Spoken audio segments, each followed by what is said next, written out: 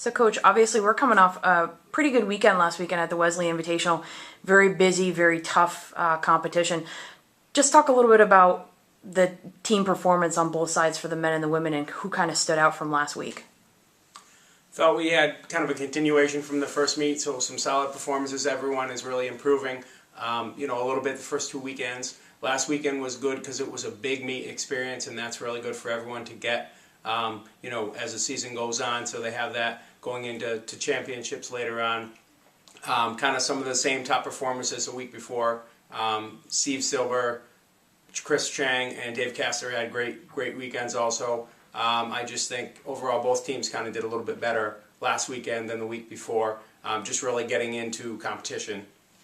Now, obviously going forward, a little bit of a change of pace. I think probably a little bit smaller atmosphere, but up at Bowdoin, I imagine there's probably going to be some other NESCAC schools and there's some very tough track competition. What can we expect from both squads going into this weekend's meetup at Bowdoin?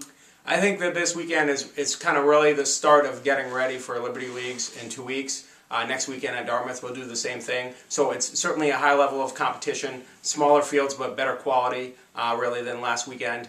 And you'll have some Bowdoin and Tufts and Colby, and also Harvard is bringing all their field event athletes. And Springfield is a great men's program also, and they'll be there. So top level competition, probably a little bit smaller fields, a quicker meet, but really from a coaching standpoint, our goal is just to prepare people for what they need for Liberty Leagues in 2 weeks. So this week and next week, our entries reflect that kind of good foundation for Liberty Leagues this week and then next weekend.